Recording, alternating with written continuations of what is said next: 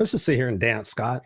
Do What's some up, Scott dancing? Goyette? Hey, ladies and gentlemen, everybody, welcome to the Unfiltered Experience. It's Friday night, 5 p.m. Pacific Standard Time. It's a brand new year. It's 2023. We appreciate you guys for being here live or on the replay. My name's Christopher Rausch, your No Excuses coach, and I'm joined, as always, by my beautiful brother wearing a black shirt today, Mr. Shirts. Scott David Goyette. What's up, man? How are you doing, beautiful human being? You? Man, I'm just floating through the universe. I'm blazing trails, and sometimes when you're blazing those trails, you're out in front of the others, and there's an aloneness to it. And so I'm just doing a lot, man. How about you? You doing a lot? Are you high? That sounds better. You're blazing trails, man. Like you fucking bogarting that shit. Pass it over. You know what's funny? I know we're in the same boat. It's the polar opposite. It's like right now, I was looking at some good bottles of wine, and I like to grab a bottle of wine. I'm like, no, I need to be present. I need to be in the moment. I need to move through things. As much as I want like any kind of an escape, I'm not taking it. I'm staying very present. But I want to leave and grab a bottle of wine. I'm just not going to do it. So well, it is our Friday night show, but as always, usually in the beginning of the year, we try to be healthier. I'm actually doing my cleanse this year. I'm not doing it just to my birthday in February. I'm doing it until April 1st. So I'm going to go a full 3 months, no booze, no sugar, no gluten, no wheat. I'm prepared, man. I'm coming out like Rocky. Let's go. Boom, boom, boom, boom. Just got to get over this COVID shit. I mean, like, I was just driving back from the gym and I was thinking about it. I'm like, we've really set up this process of how we do something so we can do something else instead of just being the best. Like, we literally, I mean, I'm going to the gym. My norm is, I just worked out. I did a lot of stuff. I had a good night's sleep. I'll have a bottle of wine while we do this. Like, there's all this, like, I know that we're in this dualistic existence, but we don't have to beat ourselves up back and forth. We can choose to be in a great place. And it's weird that we've decided that we need a drink or we need an escape. We don't need to escape this beautiful world if we've created it right. Mm-hmm. And it's so true. But, and I'm going to put the but, even though you don't do that, but we've done a really good job of lying to ourselves collectively. Uh-huh. Oh, yeah. It's so interesting you say that. I was doing a walk and talk earlier today, talking about our focus and the choices that we make and the fact that we sometimes have to run away to our short-term gratifications to escape our life. But at the end of the day, if we're not happy with our life, those are our choices. And we have to ourselves to blame, so to speak, on that. And then we have to make different choices for that. And so I like that, just to continue to strive to be your best. That's what I'm going to do here in 2023. I think 2023 for me is really going to be a transformative year. As I get older, as I'm going to be 54 next month, is like, okay, I'm not a kid anymore. I can't sit there and party, 7 days a week and do all that shit and eat cheeseburgers all the time. I got to be very intentional because I want to be here for another 40, 50 years to see my kid have kids and be a dirty old grandpa and all that good stuff. The stuff that you're dirty old grandpa. We got Mary Kay in the house. What's up, baby? Mary Kay and I have been having lots of conversations today. Thank you for being here. We got Glenda Wright in the house. What's up, Glenda? Thank you for being here. We got Robert in the house. He says, greetings, Christopher and Scott. We're excited for an amazing show with you guys tonight. Robert says, play that funky music, white boy. Ooh, you call me a white boy? Wait until summertime. I'll be a moderately white boy. There you go. The tan lines. We appreciate you guys again being here, whether you're on the live stream or on the replay or listening to us on the podcast. Thank you guys for being here. And as always, this is a conversation with you guys. We're sitting in a bar, we're sitting in a coffee shop, having a great conversation. So if you have questions, you want to chime in with us, of course, you can do exactly that. You can type your comments in. Let us know that you're here. Let us know where you're coming in from. Let us know how your 2023 is going for already on the 6th day. Appreciate you guys being here. And with that, we're going to introduce this amazing individual I met last year. It's crazy to say last year, but in 2022 and early 2022, I went to the Power We Symposium in Chicago. I was there as a guest speaker, as the at-home presenter, or whatever you want to call it. And I ran across a lot of interesting people, a lot of beautiful people. And one of those people was a lady named Dominique Rivera. She's also known as the Oracle of Apollo. And in the conversations that we had, she was really along the lines of where you're at, Scott, spiritual realms and a lot of stuff, quite honestly, that I'm new to. So I'm going to enjoy this conversation, coming at it from a beginner standpoint and kind of learn more about what it is that you guys are all into. And hopefully we can share that message with everybody who's watching and listening, because right now, God's honest truth. Look at this spontaneity. I just started reading this book. I never really wanted to read this book, but I'm part of a book club. So we're reading Eckhart Tolle's A New Earth. And I just literally read chapter 1, and it's all in the same vein. So it's all happening in alignment. So if you guys all will put your hands together and please welcome to the Unfiltered Experience, the Oracle. What's going on? How are you doing, sweetheart? Hey, everybody. Thank you so much for having me, Chris. Nice to meet you, Scott. So excited to be here in the Unfiltered experience. Yeah. Yeah, that's where the Unfiltered experience is, where you can say anything, be who you are, and we'll have a great time doing it. So thank you for being here and appreciate you. How is your day going, my dear? It's Friday. It's a beautiful day out, hopefully in your neighborhood. You're in Pennsylvania, right? I am currently in Philadelphia, Pennsylvania, and it is 40 something degrees here. We actually had a fake, I'm going to call it a Florida day yesterday. It was like 60 in the nighttime. And I was like, wow, this is what it must feel like in Florida, because we never get that. It's always just cold here. Oh, yeah, no, thank you. I'm in Southern California. We actually got a shit ton of rain in the last 7 days.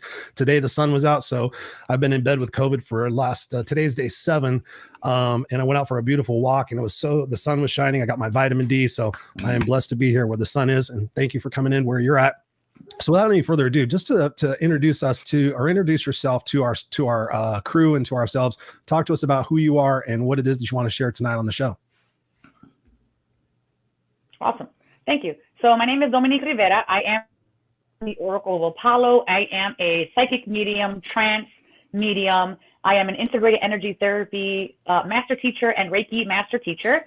And basically, I'm a channel. So what I do is I can process an understanding, or rather, I translate energy into words so that other people can explain or understand what is happening within their physiology, within their cellular memory. And then we can also shift that energy so that we can leave the fragmented self and become more of our whole self, as well as I bring messages from your ancestors and crossover loved ones, because medium is the person who brings evidence that consciousness continues after we leave the corporeal form. And yeah, and your loved ones are with you guys. And I've been doing this professionally since 2014. And I met Chris, and he was a fantastic human being. He was also on my show, Divine Encounters, Supernatural Stories, every Wednesday night. But we're taking a break until next week. We come back for season 4. So yeah, that's me in a nutshell. So what got, well, thank you for that. What got you started in 2014 and doing this type of work, and what type of things were you doing before? Okay, so I used to be in the military for about 9 years in the Army, and I was a track vehicle mechanic. Thank you. After, not related, but after my service, thank you. After my service, I wound up getting a condition called dysautonomia. So basically, the central nervous system basically just rewired itself and stopped communicating with itself. So everything that is autonomic, which means autonomous, automatic inside the body, the things that we don't govern, like our heart rate, the way we sweat, our adrenals, all of those things that the body just does on its own, basically just went haywire. So I would pass out multiple times a month. I had cognitive impairment. So there was times I was nonverbal, I couldn't understand where I was. I couldn't take care of myself, bathe myself, feed myself. And I had an awakening. So I had been bedridden for several weeks already at the point. And I had my first vision. And by my first vision, I mean the first vision that I accepted. Nice. And it was from, and this was a green floating orb. Within this green floating orb, I was telling my mom, I was like, I'm seeing this green floating orb. I don't know what it is. And she's like, oh my God, maybe you have brain cancer, because that's a sign of seeing life is a sign of brain cancer. And for Valentine's Day that year, I was gifted this book called The Idiot's Guide to Connecting with Your Angels. And at the time, I'm like, angels. Somebody's making $1 million on a whole bunch of stupid people. And right when I opened this book, where does it land me? I just flipped it and opened it, and this surge of energy came out, and I was so perplexed.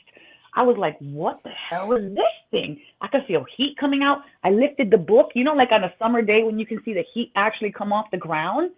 I'm lifting this book, and I see heat coming off this book. I'm like, what is happening right now?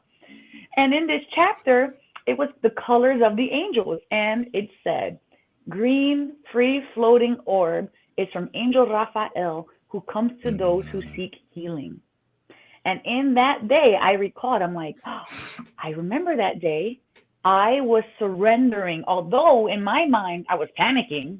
I was like, let me, universe, God, if there is a God, I was pleading and I was bargaining to the universe. If there is a God, either give me all the problems of my family for me to carry, which I know now is not right, give me all the problems for me to carry, or teach me a solution to help me heal my family. Because at the same time, my dad, he became, he busted out both his knees from his job so he could no longer work. He's working 19 years. And now suddenly the manliest man of my life, you know, who could do anything, who was unstoppable, all of a sudden can't do anything. And at the same time, my sister was diagnosed with a blood cancer. And here I am, bedridden, nonverbal at this point, and I'm just crying because sometimes you couldn't even cognize your own thoughts or simulate your own thoughts because it was like jumbled. And that's when I saw that orb, and that's when I came to the understanding it was Raphael. And very shortly after that, I started to hear him, and it started to lead me down this path. First, it was tell other people about me, and I'm like, how? How am I going to tell other people about me, about you? No one's going to believe me. This sounds crazy. And I started meeting people at a park, and I was like, all right, I don't know anything about nothing, so let's color mandalas. And that's those little shapes with the. As a matter of fact, hold on, let me spin y'all around. Wait, there's my bed, and that's a mandala. That thing on the wall right there. Gotcha. Okay, so I'm meeting people at the park. We're coloring in mandalas because I don't know what else that I'm supposed to be doing at this point. Summer passes, and there's like 30 or 40 people coming to this park speaking to me when I don't know nothing about nothing. Then Raphael says, go open a center. I'm like, what? I have no money. Did you think you were going crazy? Yes, for a very short period of time, I thought I was going crazy. But the thing was, everyone has an opinion. But even with everyone's outlook of what was happening to me, it was still happening to me. It was still ultimately my responsibility of what I wanted to do with this information, no matter the outlook of what it was.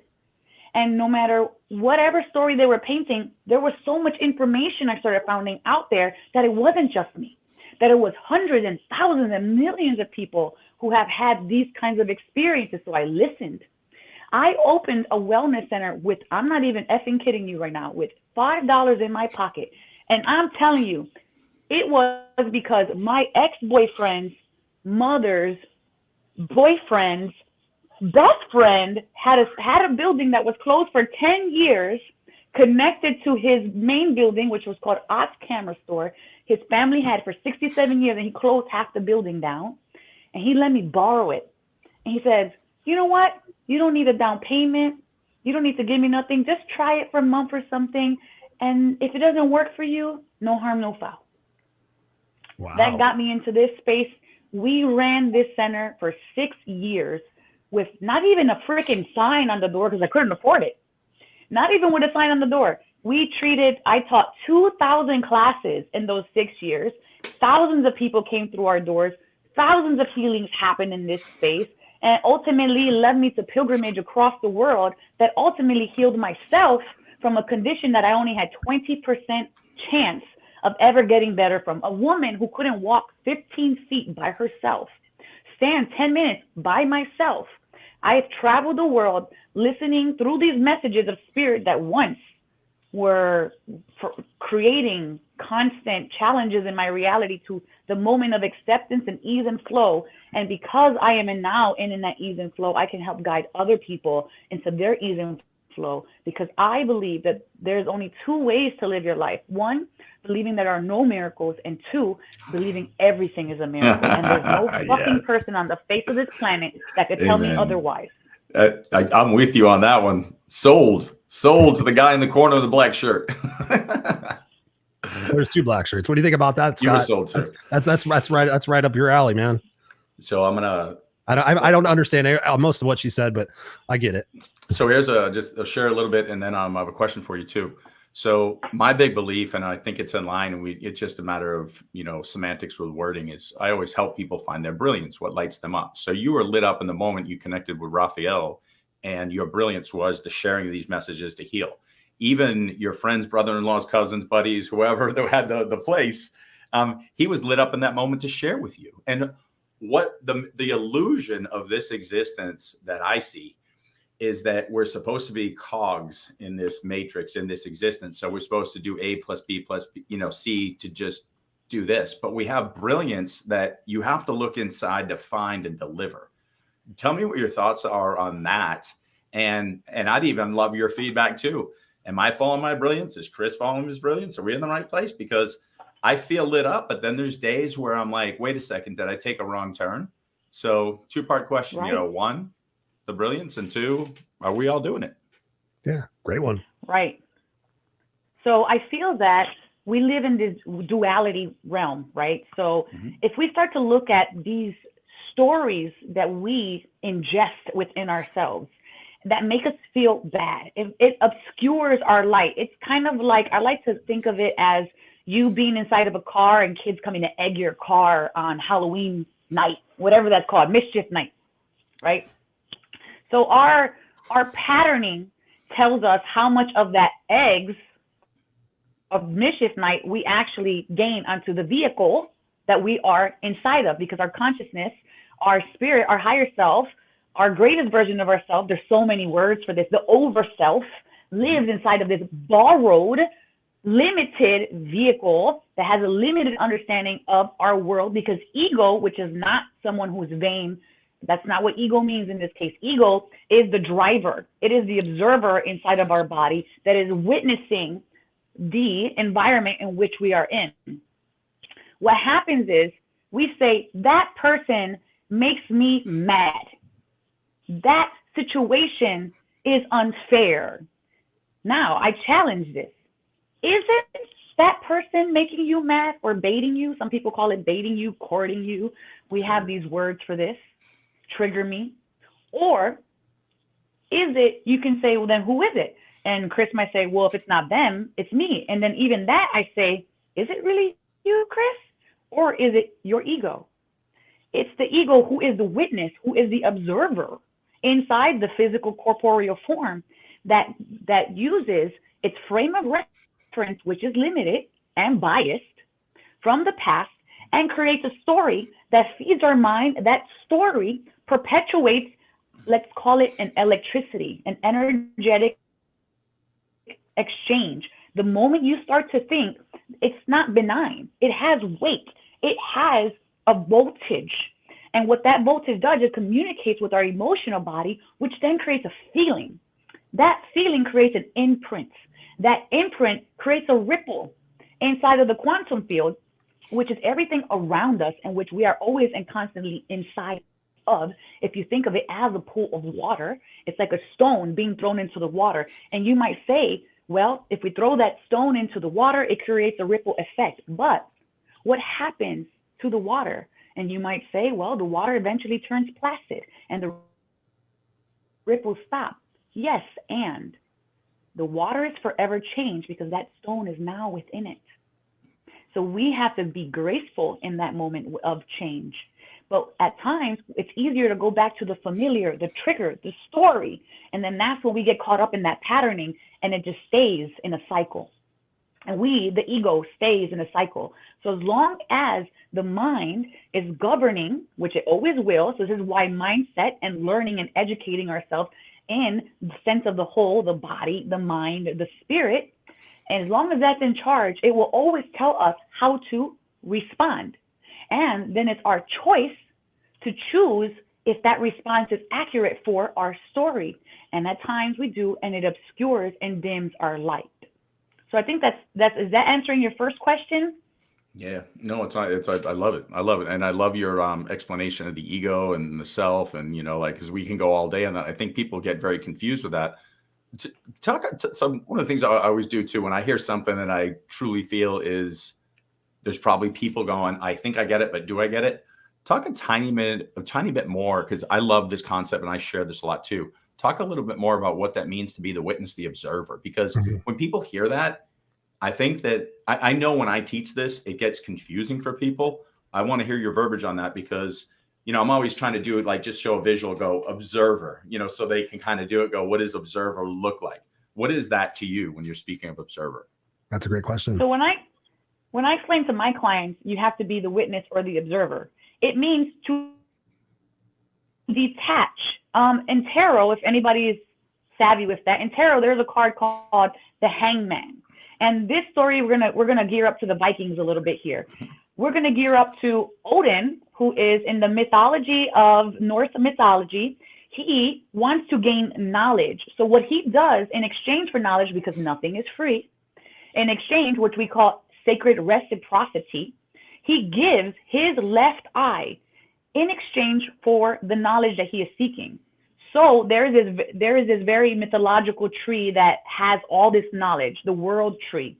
He hangs upside down to change his perspective of the world. So he sacrifices, and then he takes an action that allows him to hang upside down. They spear him. Now he's in pain and suffering during his perspective shift.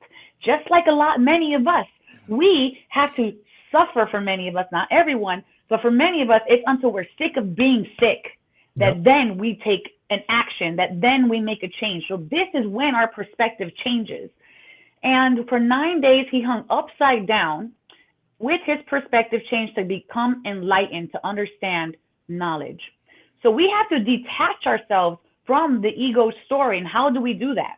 I like to use this little exercise, and I'll frame it this way. If you're talking to your best friend, or if you're speaking to your child, and you explain to them, or they explain to you the same circumstance that you're now going through, whatever is causing your suffering. And I'm going to use this air quotes because suffering is a choice. Pain is upon us, but how long we stay within that pain is our choice.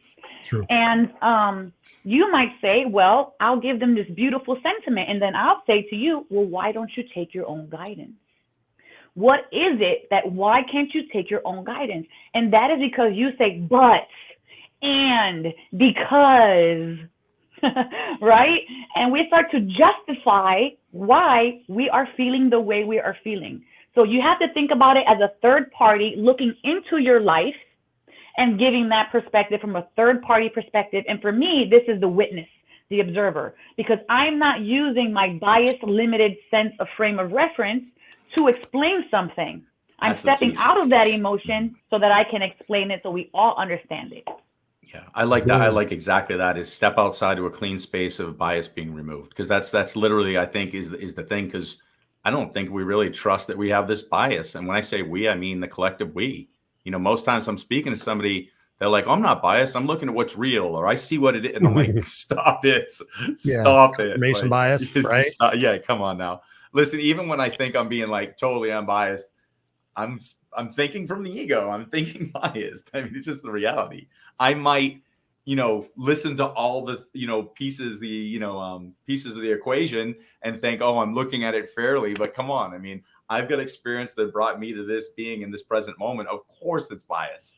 So it's true. Yeah. So I have a question. So when you're talking about that, being the observer or the witness, what are some ways for people who are new to this to be able to make that transition to go from that witness to the observer seat? Because I'm actually literally in the first chapter of this book, it talked about that. It talked about the observer, and then I don't know if you're familiar with Michael Singer, who wrote The Untethered Soul and the Surrender Experiment. He talks a lot about, it's probably my first area aside from Scott where I got initiated to that. He goes, you're not in the minutia. He goes, he kind of like, I pictured it like this, but I'm a very visual person. Like we think we're in the minutia. We think we're in all this chaos and everything else. He goes, what would it feel like if you just stepped back and that was there and you were watching it? And that was my first real taste of like, okay, I'm not all this. I can actually sit back and go, wow, that's really interesting. Do I really need to take that personally? Do I really need to take that within myself? So talk to us about that transition from going from witness to the observer space.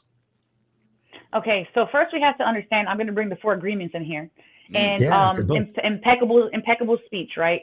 So first we have to understand that we need to be real and truthful, okay? And that's hard for a lot of us.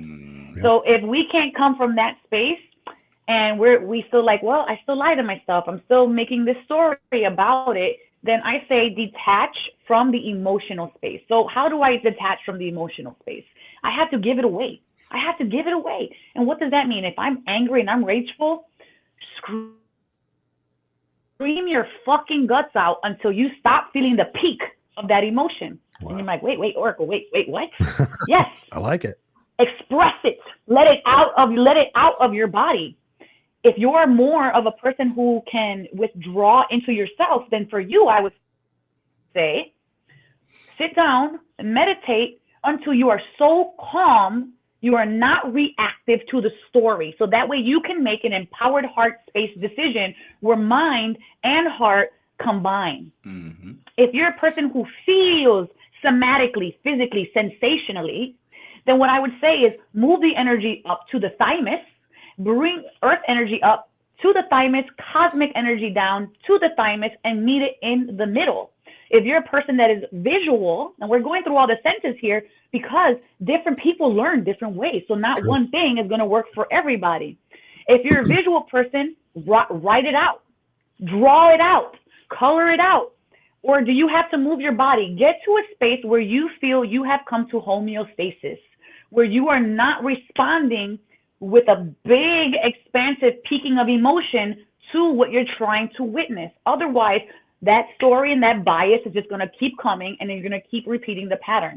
You have to know you, or learn to know you, or try to figure out you, so that way you can get balanced. And then from that space, you can really sit with it and take a step back. Because when you're in the fire, you only feel heat. Yep. That's it. When you're in that fire, that's all you can see. You're so close, your eyelashes are burning. You smell like burnt hair. You know, your eyes hurt, they're dry. And if I said, hey, do you see that guy behind the fire? You're going to be like, no, I don't see him, because you're too damn close. So you got to calm down your fire before you can step into that space. And that is up to our own unique experience on how that looks. If you're a person who's very anxious, then I say, why don't you go try cold plunging, the Wim Hof method, taking breaths, restorative yoga. Find something to move and shift that energy until you're balanced. And then that way you can reflect. And at times, if we're too stagnant for too long, it's like, but I don't want to do any of those things. It's so hard to move my body because I'm so depressed and I'm so heavy. And I'm not gonna like kid around. I just went through some serious, massive heartbreak. And even with all my tools, with all my knowing, it was like dragging myself up and out back into that space. So to remind yourself, what is it that I love to do? And even though right now I don't feel like it, if you let your feelings govern your whole life, how would you ever be successful? Mm-hmm. They're meant to be processed, Yes. not meant to be compartmentalized and held on to. Like what you just said about the screaming or the anger. I mean, I push that like crazy, like in forgiveness, like scream it out, dump that anger, dump that sorrow, dump that shame, dump that guilt, like do it till you feel so depleted that you're like, what were we talking about again? That's what I do music. That's what I do music for. Yeah. Till the tears stop rolling, till the breath is gone, till there's no more voice left in your body. What happens is people perceive spiritual people that some kind of weird pedestal thing where we just need to hurry up and get through an emotion. Why did you need to hurry up and get through? There is no bypassing. You're in the tunnel of faith, and you put yourself in that tunnel of faith because at some point you prayed for something and something else had to move out of the damn way for you to get there. And now that you're there in the hard work, you're like, I don't like it. It's too hot. It's too cold. It's too hard. you know, but it's not up to you to see the end of the tunnel. No. Because guess what? That damn tunnel is dark as fuck. All right. Mm-hmm. And you don't know how many steps you need to get through that tunnel. But through each step, guess what? Your calves start to look a little sexier because they get a little bit more refined. That booty starts to get a little bit more bootylicious because you're walking your talk. Yeah. And then eventually, when you stop carrying all that extra baggage that was holding you through that damn tunnel for so long and making that walk excruciating and hard and long, that's when you see the light. That is when that little opening comes through. Mm-hmm. And it's up to us, and we can have support, we can have a witness, and we can have friends, but it's ultimately up to you. It is your journey. It is your package. You have to sign off on this story called your life, and only you can do that. How long is it going to take? That's up to you. Amen, sister. I was so glad you came on the show. Mic drop. You get the mic drop. Boom. Boom, boom. Mic drop. I love that. So when you're talking about that, one of the things that comes into my mind is kind of like going back. I always try to go back to the root of the situation to really solve for that instead of the symptom. When I think about this, I think about self-love, and I think about the capacity for ourselves to really truly love ourselves. And I see so much of that in humanity right now. I see everybody like just angered and so pissed off, and they're looking externally for that internal validation to make themselves feel more complete. Like when I get this, then I'll feel this, and then I'll have self-love, I'll have the respect. As long as I have the adornment of all my fans, then I feel love. How can we get back to a center, a place of truly loving ourselves as we are, and then be able to exponentially outwardly go out there and share that with the world? You know, I'm gonna bring Tony Robbins into this. I know there's some people with some unpopular opinions around him, but he's cool in my book. Yeah, I like Tony. And I heard him talk about this same thing, and I agree with what he said. And this is something that in my own practice I have learned from other people as well. Sometimes we just can't. Sometimes we're incapable of self-love. So in the meanwhile, we can affirm all we want, but do we believe it? We can journal all we want, but will it impact us? Will we see the depth, or will we stay on the surface because we're too afraid to look beneath because it would just be too jarring? He talks about when you can't love you, be of service. Be so much of service and put so much love, give so much love to the world. And I'm not talking about codependency. I'm talking about doing things that really matter, all right? Yep. That at some point, all you will receive, and I know this is going to be external validation, but y'all got to go with me on this one for a minute. You will receive so many feedback back that eventually it will stick inside of you. And you're like, wait, maybe I'm not that much of a shitty human being. True. Maybe I'm not that bad of a person. Look at all this work I'm doing. So sometimes we have to just give of ourselves, because it might just be that we have 10% of love for ourselves, okay? But what if we took that and fertilized it? Might not be in our own garden, but it's in someone else's garden. But you know what? It's fertile anyways. Then we can harvest that, and whatever we consume, we are. We can harvest that, consume it, and eventually it will grow within ourselves. Beautiful. So Thank you. So this is how I feel about this, because I've just seen it. There's people who are just, you know, bipolar or strictly depressed or chronically you know, like, so this goes sometimes on. it takes action. It takes just action. Just do the same way when you need to be angry and scream until you can't do, until you start to see the reflection is real, because you're gonna start to see yourself and all these people that you're helping and assisting and witnessing. And that starts the whole thing with awareness anyway. Like, you've got, like, one of the things I'll teach, it's the love model. It's listen, observe, voice, and empathize. And so I'm not asking you, well, no, I take that back. I am asking you to enhance your self-love and increase your self-love, but I don't expect it to happen in 5 seconds. There's a process to get there. And so it's listening to self and others. And so you're doing things where you're seeing the reflection. It's observing your needs plus observing the needs of others and taking that action. So as I'm saying, I know I need to drink more water. I know I need to get rest. I know I need to take care of myself. There's a reflection to that. And so I'll be teaching the other part, and I say, well, why don't you go out and observe what the world needs? And all of a sudden you pick up some trash and somebody says, thank you. And you're like, me? It's true. Well, you're welcome. And so that's exactly it, is you have to look at the reflection of both. So I literally, what you just said is exactly the way I think we need to teach that, is to show this will get balanced once you start to put in here, and vice versa. They need to be balanced. You need to have an inner critic that's kind and consistent, and then that voice goes out there. But you can start by speaking kind to others, and then what happens?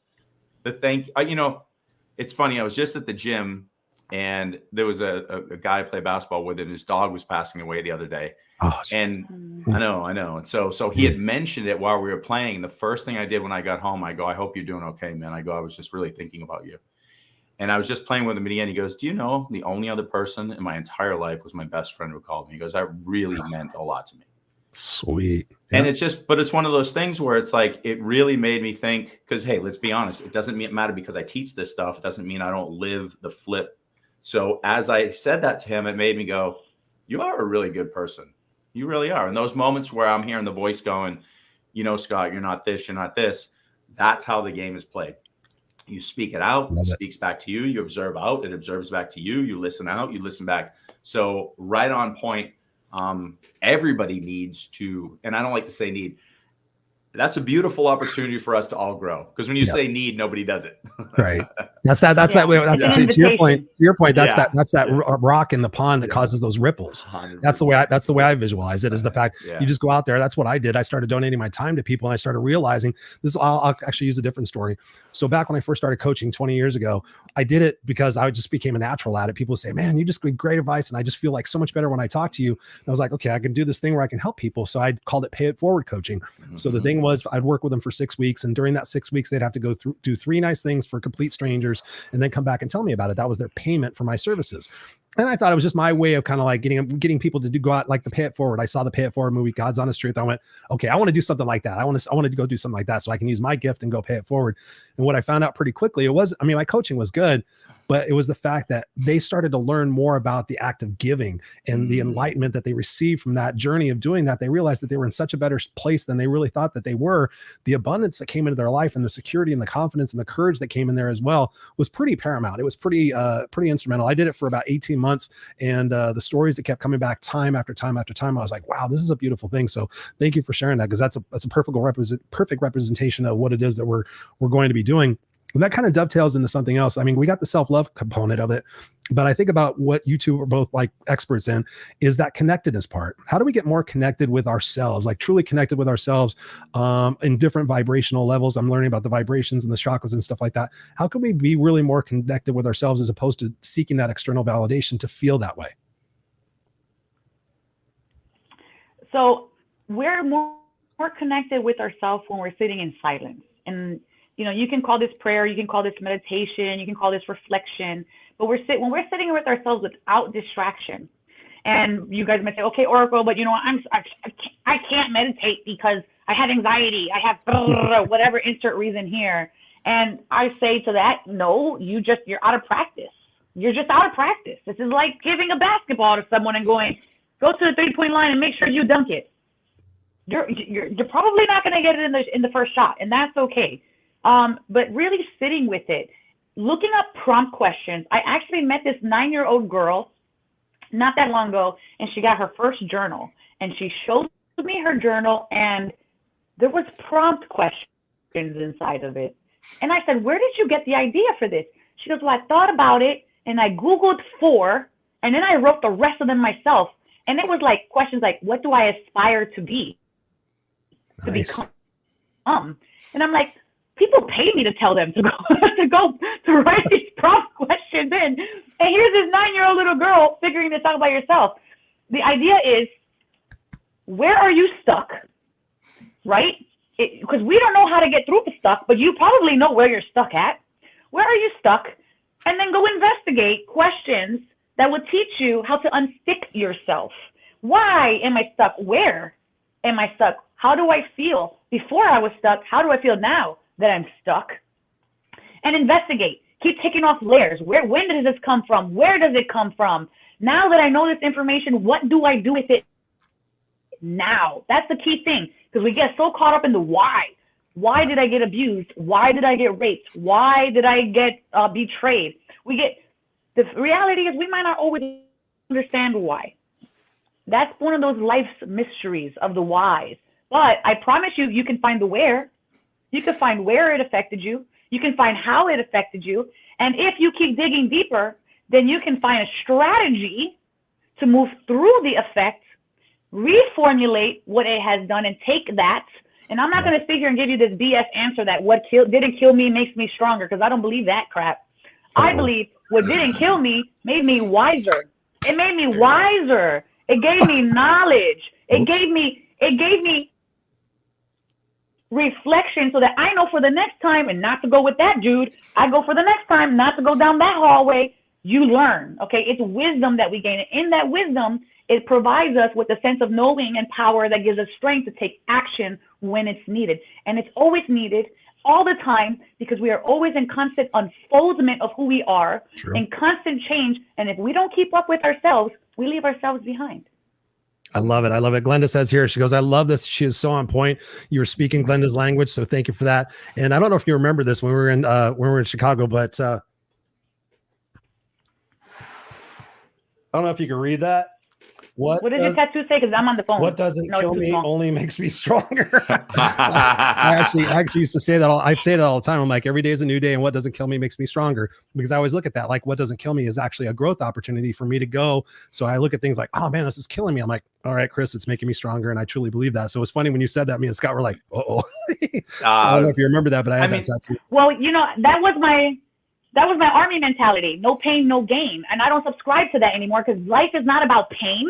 Life is about ease and flow. And when we are in alignment with ourselves, we are in ease, and that ease creates flow. It's only when we are out of alignment or mismatch or doing something that's unsustainable in our lives, which we know and recognize, which we choose to avoid because of pain, suffering, programming, etc., that is when it's a no pain, no gain thing.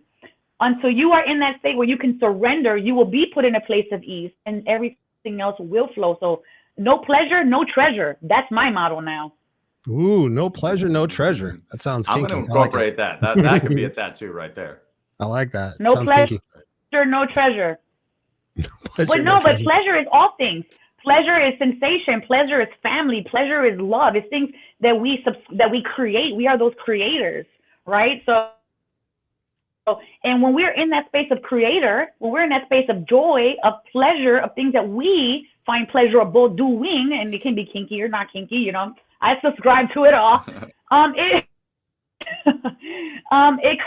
We create that reality for ourselves, and we create treasure, those things that we find value in, because that's what treasure is. So we live a treasure-full life.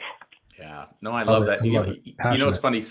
There were some guys talking at the pool today at Lifetime Fitness, and one of the guys was complaining that all the girls nowadays, they just want money, they want this, and I said, literally kind of what you just said. I said, I would find girls, or I would go to places where yoga is practiced, where people are doing breath work, where people doing the inner work in groups, and really see the difference, because those are the kind of people that they're trying to find what lights them up and do that. They don't need to go to a bar. They don't need to do this. You know what I mean? They're trying to find what really lights them up. So they might say, hey, let's go read some poetry. And that might not be for you. They might say, hey, let's go drink these really expensive teas. And doesn't this one taste, whatever it is, but find what lights you up, because that at the end of that is where that treasure is. And we see relationships that aren't going well.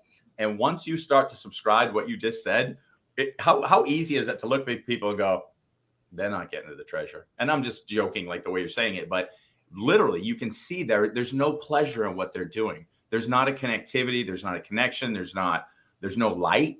It's almost just kind of like blah, blah, blah, blah. And collectively, we've lost the ability to do that, because I don't think we understand what that pleasure even is. Like you said, true. I think we just do so much that we don't know how to be in our own space and just enjoy. You know, you referenced earlier, you either believe in magic or you don't. However you want to, you think everything's a miracle or it isn't. Like it is. Everything's a miracle. Like I just don't understand how people see the opposite of that and don't see the miraculous nature of this existence. Don't see the treasure. Don't see the opportunity. It's just, I mean, do you get a lot of that? And you know, the people that you're working with, they didn't have any models. That's a great point. They don't have models. So how do we, so here's the questions to that. And this has been the big one for me. How do we become the model? How do we teach other people to become the model? How do we space the models out? Because I've had some up-leveling things that have happened to me over the last few months. And I love the idea that I find people who are very like-minded in the most crazy groups, or I shouldn't say that, like-hearted, like-connected. So you have this person who's Christian, this person who's atheist, this person who's Jewish, this person who's of this belief, this person who's very conservative, this person who's very liberal. And I start finding people and I'm like, oh, you were put there to light that group up. Mm-hmm. You were put there to be the model. And then all the models come together to the only truth. Does that make sense? Because that's what I'm starting to see. How do we inspire, assist, help others become those models or the light within their specific groups? So people often, especially when I had my wellness center, that I was assisting in the collective consciousness awakening, but I am not going out forcing my dogma onto anyone, because those people who are ready to hear it are the only ones that have the right soil, the right pH, the right nutrition. Amen. For my seed to be absorbed into their earth so that way it can root inside of them. And within ourselves, we can be the model by just working on us, by us writing, by us going in nature, by us meditating, by us changing our diet, by us moving, by us releasing those things. When we go, should I do this? If you have to ask yourself, should I do this? Then it's probably no. It probably doesn't feel good. Yeah. Letting go of vibrational people is that I don't want to answer this phone call. It always makes me feel icky. Then don't answer it. When we start doing those things, and I have a 30-day I have a 30-day challenge that I do with my clients where it's like in 30 days, I promise you, one of your friends will say, what are you doing different? Because they start to notice. It's an unspoken thing. We don't have to tell people. It's like an honest person doesn't go tell people, I'm an honest person. An intelligent person doesn't go to people and say, I'm intelligent. No, it is just something that exudes from them. So when we start to cultivate authenticity, Amen. And that is looking at the bullshit and being, okay, that's bullshit inside of me, and I recognize that that's what it is. I'm going to throw it out and be accountable of it, and then also loving towards it and go, yeah, this was bullshit that I was carrying this whole time, and that's okay. When we start allowing ourselves that onion, the peeling of the onion, it exudes from us. And people will then naturally, who have the right pH in their soil, will connect with that. It's unspoken, but it's a frequency thing. It's not a communication thing. It's not a comprehension thing. It's a frequency thing. And people will be drawn to you like moths to a flame. I will speak for myself when I say a long, long time ago, I was that woman who would enter a room and everyone would say, oh, you know, when I first met you, I thought you were a bitch, but you're pretty cool. You're pretty cool now. And I will tell you now, I will walk into any space, anywhere, and leave feeling more love. I walk into spaces now where I am received in love by total strangers. And that is because as I'm peeling away the onions and I love me more, other people feel that. And their intrigue comes to me and we connect and we communicate. And then it's like, wait, how do I stay in touch with you? How do I know more about you? Because there's nothing that you have to say that you do or don't do. We're here to be guides.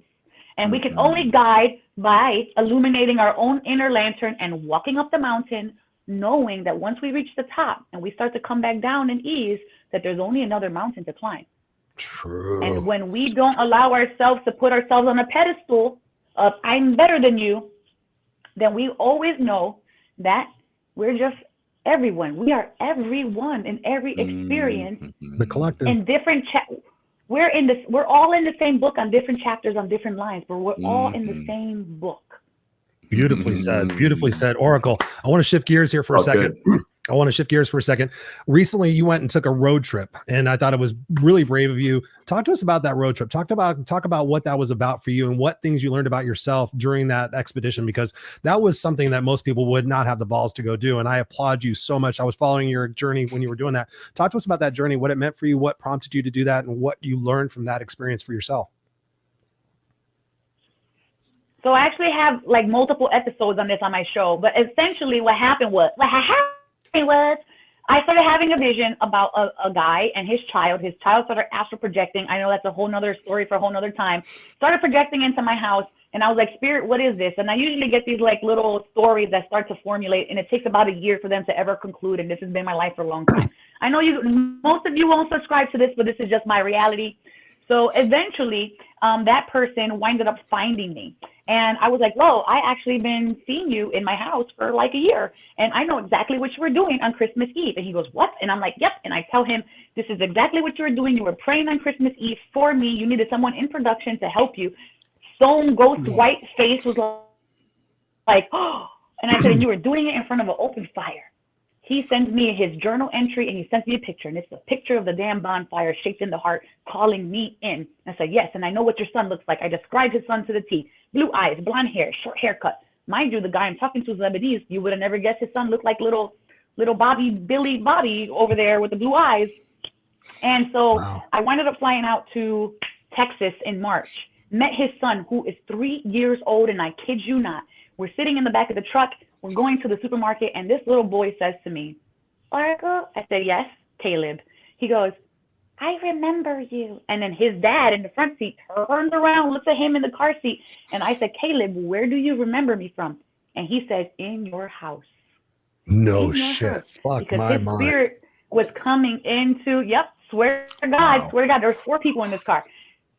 He remembered it. And this is the first time I went on a pilgrimage where someone else knew I was coming, because I've been many places around the world finding certain people to help them through certain things. And this was the first time someone knew I was coming, even though he was 3 years old.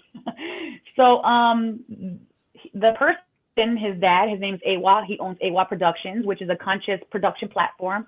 Like, all right, come to Texas and I'm going to teach you production. So I actually drive to Mandala Springs in Carolina.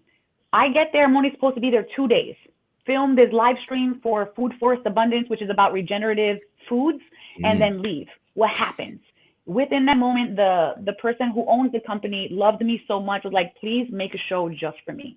So we started working on a brand new show, and I thought in 2 days I became a showrunner for someone I just met. And I started to make a show for him called Legendary Planet, and it's about permaculture and sustainable and regenerative foods. Fast forwarding, this is my first time driving 10 hours to Carolina in a 20-year-old car. I haven't drove in 10 years. I did not drive for 10 years because medically my license was taken away. And I knew upon leaving on this, because Spirit had told me that my heart I would have to break my own heart, and I had to release my partnership that was no longer a service to me at that time. So I go and I take this journey, which winds up leading me into communities that I never even knew existed. I mean, they're not even like Googleable. There's these places all around the country that I was visiting by friend of a friend of a friend, that is off grid. There's not even a freaking cell phone tower. I would get no service. There was no light after sunset. There was no showers. There's not even deodorant in these places. Okay, that was kind of the hardest one for me. And here I am living in the Appalachian Mountains in a tent during monsoon season, a person who couldn't even walk 15 feet, because all on the guidance that Spirit would lead me into this journey of production and learning. Fast forward to the end of my trip, I'm now in Tennessee because I had hitchhiked from Colorado back down because the person who took me up didn't want to bring me back. And I wind up coming to this place, which you guys can find on internet, because Viceland made a documentary about it, because they said it was a cult. It wasn't, but they said it was a cult on Viceland. It's called The Garden. So I get to this place and I'm like, why does this place look so familiar? And then I realized, oh my God, this is the place that I saw on Viceland. Oh, what is happening? I was like, what's this? What is this? But it was just really living off grid, not making any trash, living off the land, living with the water, no electricity, and a commune of sorts, which was very beautiful. And while I was there, Spirit told me, because I was like, Spirit, like, this is the end of my trip. It's 4 days before I have to come back home. You said I was learning production and it feels like things keep falling through. What am I doing? And they said, at the garden, you will learn, you will complete what you needed to come for. And I was like, at the garden? And I didn't know the place was called The Garden. When I got there, tell me how there was people from Discovery Channel filming this off-grid community, which I winded up getting picked up on for cast and made me come back next year. Can't really talk the rest about it. But they're filming about these communities that are off-grid, and then the showrunner's like, you know what, I love you. I want you to help us do some editing and some other things. And I was like, this whole entire several months, because I was told I would learn these things, and I had no idea how to do them. I learned, doing these kinds of shows, we have some minimal production qualities, but, it got more detailed, and and so that brought me back. And of course, just like Spirit said, my heart was while I was gone. And then I, coming back home, trying to pick the pieces back up, found out my dude was having an affair. So I had to sell my house when I came home. And then right after that, and you're going to love this, right after that, my car got totaled. So now it's just like the whole entire world of 12 years is coming to a crumble. Why? Because it was unsustainable, and we were not listening to the signs of how impractical we were living and how it was no longer serving us for our growth and our soul's mission and our soul's mastery. So now we have to restart from the foundation.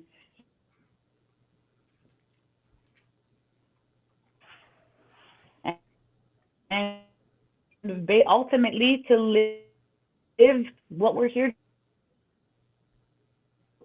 which is our purpose.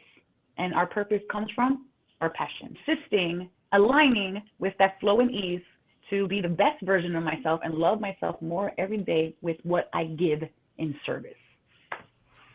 Purpose comes from passion.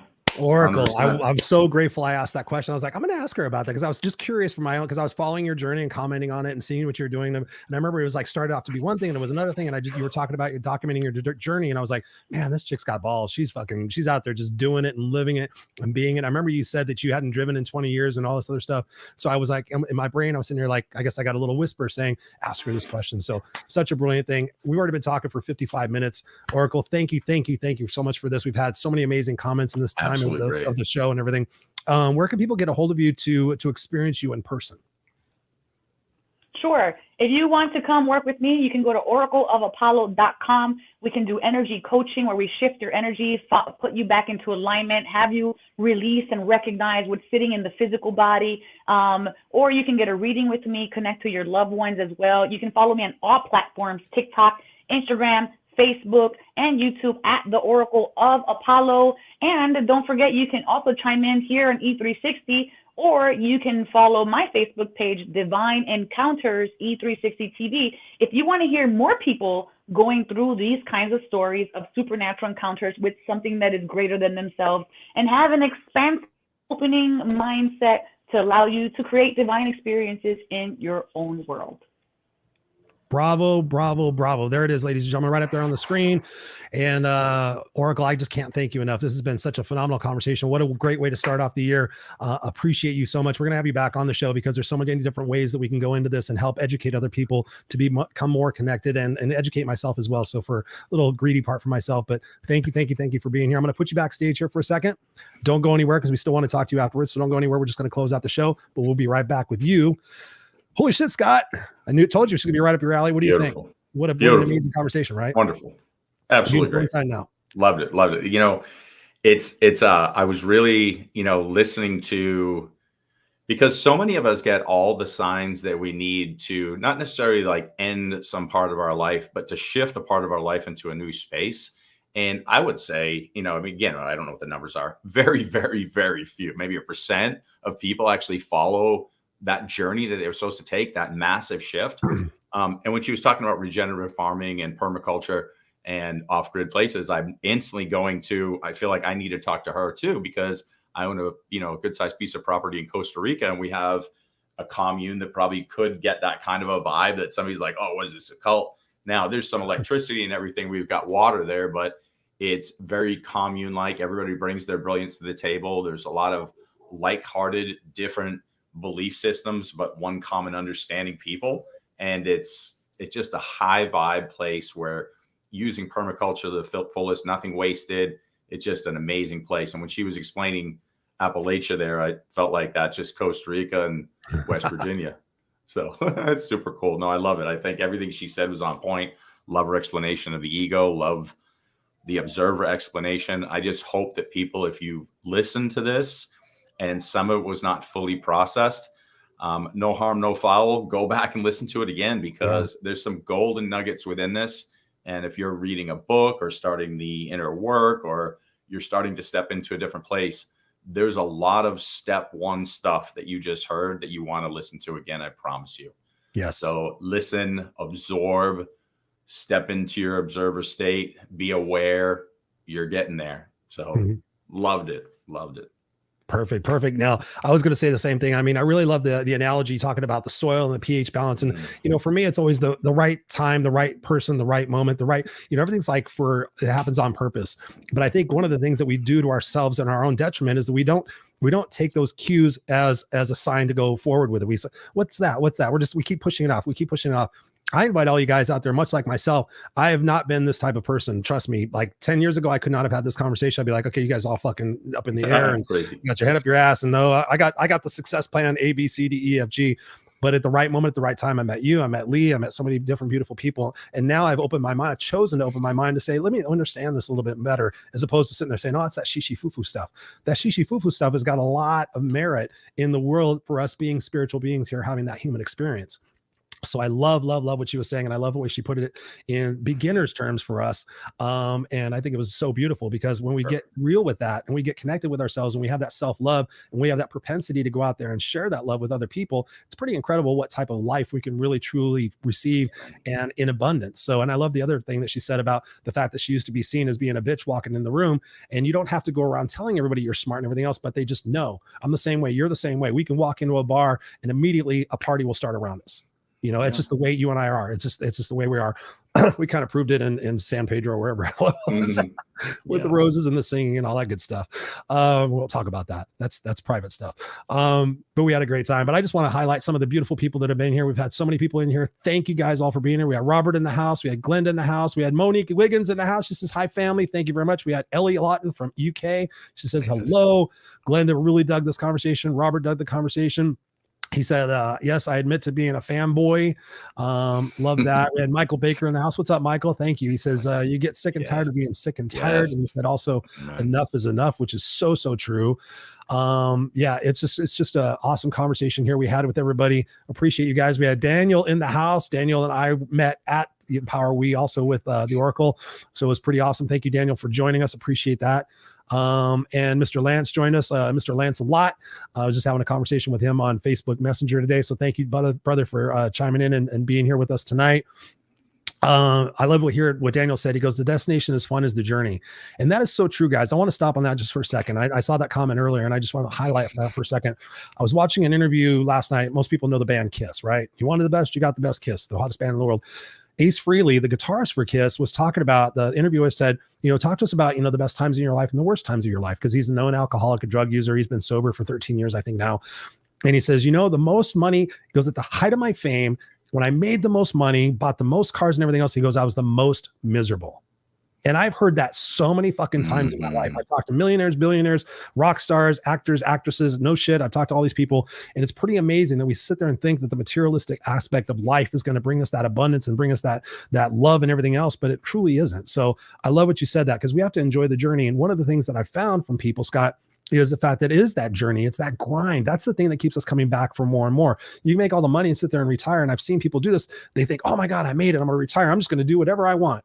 And then 6 months later, like, fuck, I'm miserable. I don't know what to do with myself. And then they start going down that downward cycle of insanity. So Daniel, I love that. And then Lance also said here, be the example, which is so true. Be the example for yourself, ladies and gentlemen. This is a brand new year. It's a brand new you. I just did a walk and talk this morning talking about choices. You guys have the choices out there to decide what it is that you're going to focus on. You have the choice to sit there and say, you know what? I'm not happy in this aspect of my life. So what am I going to do to change it? I'm not going to ask anybody else to change it. I'm not going to expect the magic pill or anybody else to come into my life to make it better for me. I have to make that choice to stand up and sit there and say, hey, listen, I'm hearing a calling for me to do something different. Stand up and take that calling, because at the end of the day, we're only here for a moment. And I just encourage you guys to do that. Any final words, Mr. Scott, before we shut out the show? I just think it was a wonderful show. Everybody just take a deep breath and go enjoy your weekends. Take a deep breath. You don't need it, Chris. You don't need it. No, I'm not. Just take a deep breath and just be centered and just be here. You guys got this. Go enjoy some time with yourself. Do some inner work. Go connect. Go connect. Start here. You'll become the model organically, and this world's going to become more beautiful with your brilliant self that is lit up in it. So go do that, and we want you to do it. We're excited for you to do it. Yes. Thank you guys all for being here. And last but not least, if you have not done it already, please go to www.theunfilteredexperience.com, www.theunfilteredexperience.com. Join our Facebook community. Come and let us know who you want to see on the show. Tell us what type of subjects you want us to have on here. As we shared at the beginning of the year, we're going to be doing things a little bit differently after, I think, May, where we're going to be doing seasons of the show. So we're going to take a main topic and then we're going to dive deep into different aspects of that and do seasons of the show just to bring you more and more value. So we need to know what it is that you guys want us to do, and then we'll make it happen for you guys. So go to theunfilteredexperience.com. Make sure you go there first and foremost. go connect with the Oracle and just dig into that beautiful mind of hers. And next week on the show, we have Cliff Ravenscraft. This guy is tremendous. I met him on an OWL app, which is a communications app. Tremendous guy. He's going to bring a lot of ideas and opportunities for you guys to expand your mindset, develop your courage, and just have a kick-ass life. So thank you all for being here. We appreciate you. Go have a beautiful weekend. Go be with your family. Go enjoy the moments. Get out of your head and get into the moment and love the journey. We'll see you here next week on the Unfiltered Experience. We love you guys. Peace. Love you guys.